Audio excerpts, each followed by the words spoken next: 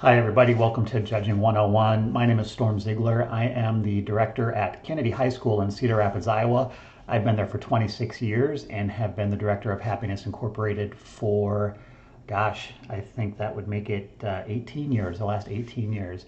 So I've been a director for 2.5 decades. I've also been judging and evaluating choirs and show choirs around the country during that time.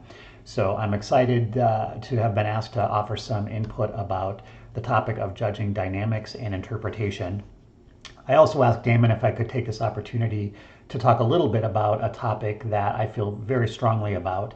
So I'm going to start with that one, and it refers to just sort of some general things about judging. One of the things I think sometimes the very best judges remember is who they're judging for and why they're judging. In my view, there are two reasons judges are asked to judge. One, they're being asked to share their particular expertise with students and directors in a constructive way to help them improve and get better. So that's one part of the job. Another part of the job is to provide a quantitative method of evaluating one group against another group to produce a winner in a competitive arena. Both of those things are very different jobs. And I think for the most part, most judges do the first one pretty well, offering some insights into what can improve a particular show or a particular aspect of a group's performance. They do it positively and in encouraging kids and directors. And for the most part, I think that's something in our industry that over the years has improved dramatically. The other part, I think, is the harder part because we don't often think about our job in terms of numbers. We think about it in terms of the impact it has. How does it sound? How does it look? What can we do to make it sound or look better? And we don't often think about how to quantify that. And that's where I think sometimes judges and students are left frustrated about trying to match what they hear from judges on their tapes in terms of the comments they make about their performance and the scores that they receive on their score sheet.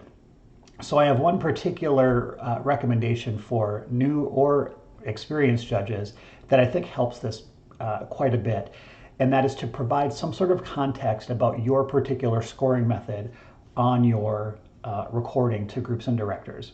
So for example, we all have different ways that we evaluate and think about the categories. At the beginning of my judges' tapes, when I make them, I let the directors and students know what my numbers mean. So for me, a 7, let's say out of a 10-point scale, a 7 for me is average.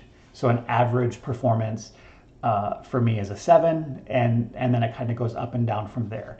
So just that, knowing that from the outset, it gives students and directors an idea of what the numbers mean on the sheet, and then they can that will help them make sense of the comments that I'm making in the recording.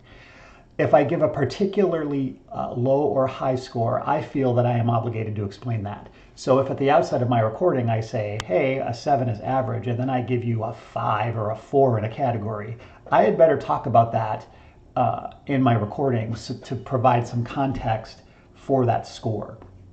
I think that one step of just being upfront with whatever your numbers mean. So some judges, they divide the scoring scale up into percentages. So an 8 means 80% of the show in this category, you did a great job. Some people, like me, they have a number that is their average score. Some people have a standard in their head that they're judging against. Excellent, good, fair, poor, and they use kind of a range for putting their numbers in categories. So I think if you explain that at the outset as a judge to your audience, which is kids and directors, I think that goes a long way into helping them put your scores in context for themselves. And then as they're looking at the overall contest results, they can place how you scored them compared to how you scored another group into context as well. So that would be my one big recommendation there for new and existing judges. So back to the topic that Damon actually asked me to address today, dynamics and interpretation. I am a pretty simple guy when it comes to evaluating these things. I think it's really easy to get into the weeds, into details about things, and sometimes that's helpful for students and sometimes it's not. But for me, I find focusing on sort of the biggest rocks that you can move to impact change is the best way to go. So when evaluating dynamics, I'm looking at the obvious things. Are there dynamics? Are there changes in volume in the presentation by the band and the choir? So are there softs? Are there louds? Are there contrasts? Does the whole show sound like it's one volume level? So that's the first big rock is, are there any changes in volume level? Then going one layer deeper, assuming there are changes in the dynamic level, are those changes appropriate? Do they make sense? So, our director rule of thumbs, long notes have to grow or shrink, or do they have to do something? Well, are the decisions that were made and how to handle those long notes, do they make sense in the context of the song you're singing? Do the dynamics that are performed make sense with the text that the students are singing? So if you're singing a song, that has the lyric "shout out loud," and the choir decides to do that as a pianissimo, does that make sense? Also, when I say a dynamic is used appropriately, a question that I'm trying to answer is, does this make sense musically, or was this decision made just to try to tick a box on a score sheet? So if I hear a sudden change in dynamic that doesn't have a musical reason behind it, that's suspect to me. A lot of times there are musical reasons. So if you have repeated text, and the first time you do it big, and then the second time you do a subito piano on it to create a contrast, and because you don't want to do the same thing on the same text twice in a row, that makes perfect sense. But if there doesn't seem to be a reason for a dynamic change, and you're just making one because you think you're supposed to, that's something that I'm looking at to incorporate into my scoring and provide feedback for kids. So the one other thing I would point out is a lot of groups are crescendoing or think they're crescendoing when the effect out in the audience is that it's just at a forte level and it never moves. So something that I often talk about with groups is, if in fact that is what I am perceiving from them from the stage, because I think every group understands that they're trying to crescendo and make big moments, and sometimes it just doesn't translate that way. So I always try to point out by literally saying that, hey, that was a great forte moment. It would have been really cool if you had reset that dynamically a little bit, backed off, and allowed it to grow. I suspect that you were really trying to do that, but that's not how it read on stage. Go back and watch the video, see what you think about whether or not that came across that way, and maybe in rehearsal, try to impact some change on that. So that's a particular thing that I talk about. Interpretation is something that I think is really subjective from judge to judge and director to director. And I'm not one who wants to question the decisions that another director has made in terms of interpretation. What I'm judging with interpretation is there an interpretation? Do you have a point of view in your presentation of your show and in the songs in the show? And does that interpretation, is that a reasonable interpretation for the song that you are performing? Is that interpretation musical? Is it in the text?